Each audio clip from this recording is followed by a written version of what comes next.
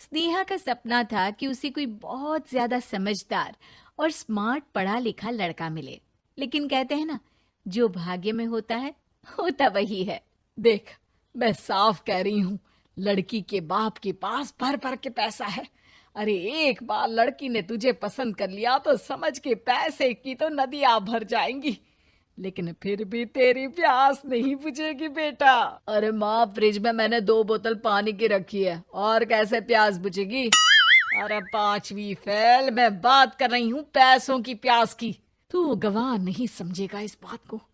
बस तुझसे लोगों की नौकरी करवा लो।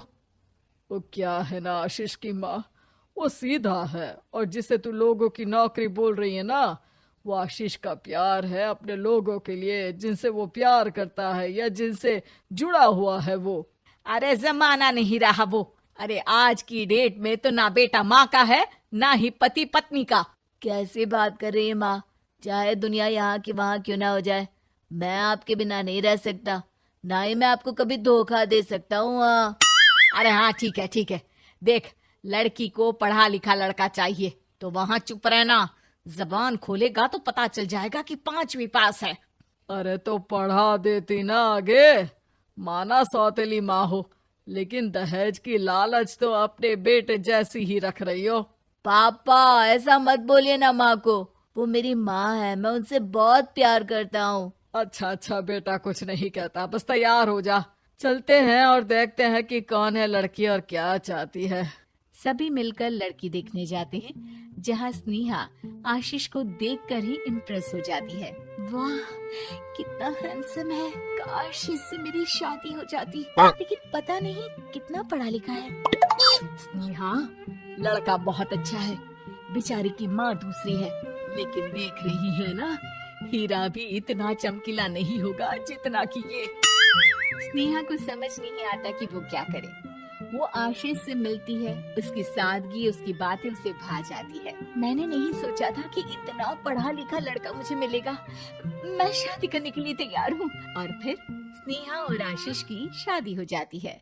शादी के बाद सासू माँ कहती है, अरे बेटा, वो तेरे जेवर मुझे दे दे, मैं संभाल कर रख दूंगी। स्नेहा, जो कि खुद भी एक समझदार लड़की थी, नहीं नहीं, मैं अपने जेवर नहीं दूंगी।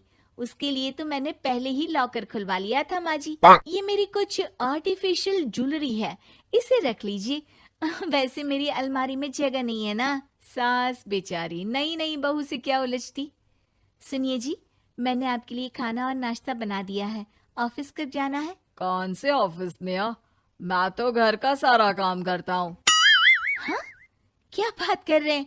इतना पढ़ लिख कर आप घर का काम क्यों करते हैं? कितना पढ़ लिख कर? मैंने तो सिर्फ 5वीं तक पढ़ाई की है। तभी वहाँ सास आ जाती है। अरे 5वीं तक भी पढ़ लिया तो समझो मेरी कृपा से, वरना तो जो इसके लक्षण थे ना, क्या बताना। अच्छा आशीष, जरा बाहर जा और भाग कर टूथपेस्ट लेकर आ। सुबह से मंजन नहीं किया। और हाँ, फिर जाकर दुकान की सफाई कर देना। तेरा छोटा भाई दुकान पर जाने को तैयार हो रहा है। स्नेहा ये सब सुनकर हैरान रह जाती है।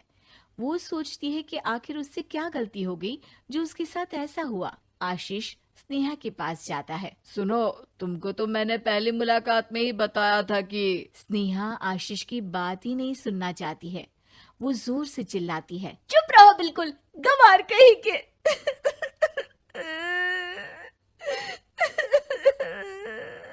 कितना बड़ा धोखा हो गया मेरे साथ। अब मैं इस घर में नहीं रह सकती। प्लीज ऐसी बात मत करो, मेरी पत्नी हो तुम, जैसे बोलोगी मैं वैसा करूंगा। मैं कोशिश करूंगा बाहर जाकर कोई काम ढूंढ लूं, पर प्लीज मत जाओ। चुप रहो गंवार कहीं के, मैं तुम्हारे जैसी की बीवी हो ही नहीं सकती।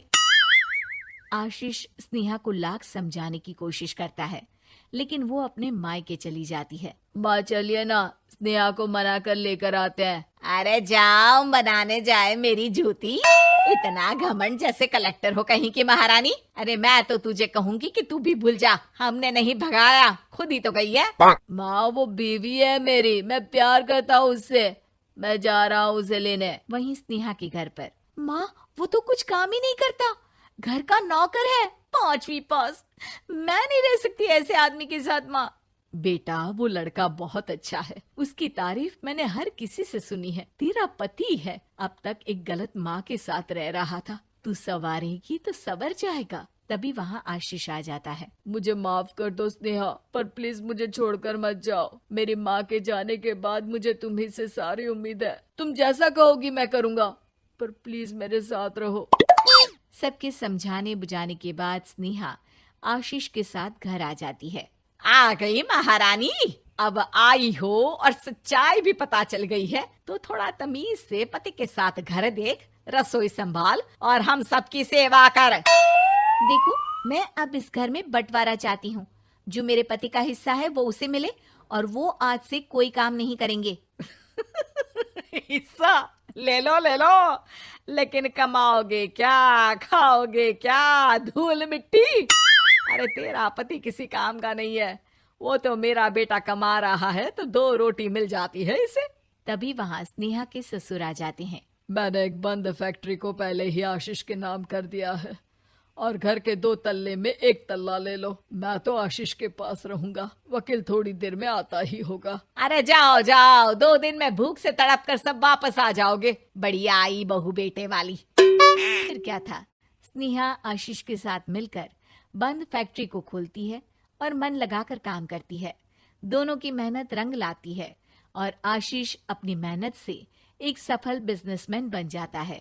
लेकिन एक दिन, अरे बहू बेटा आशीष, मुझे माफ कर दो, मैं भी अब तुम लोगों के साथ रहना चाहती हूँ। इस कमबख्त ने तो दुकान का बेड़ा गर्क कर दिया। वो तो आशीष था जो सारा दुकान का काम संभालता था। बेटा हमारे पास तो अब खाने को भी नहीं बचा। माँ जी, इसे कर्म के फल कहते हैं। खैर, खाना है तो आपको और आपके बेटे को काम करना पड़ेगा, समझी? हे भगवान, अब ये दिन आ गए हैं कि बहू के साथ रहने के लिए मुझे काम करना पड़ेगा। बेटा आशीष, तू ही समझाना अपनी बीवी को। पता है ना मैंने तुझे कितने प्यार से पाला है। हाँ माँ, वो तो ऐसे ही बोल रही है आपको। अरे घर में कामकाज के लिए बहुत सारे नौकर चाकर है, आप आराम से रहिए माँ। स्नेहा आशीष का अच्छा और सरल सच्चा व्यवहार देखकर मन ही मन सोचती है, मेरा पति गवार ही सही, लेकिन दुनिया का सबसे अच्छा इंसान है।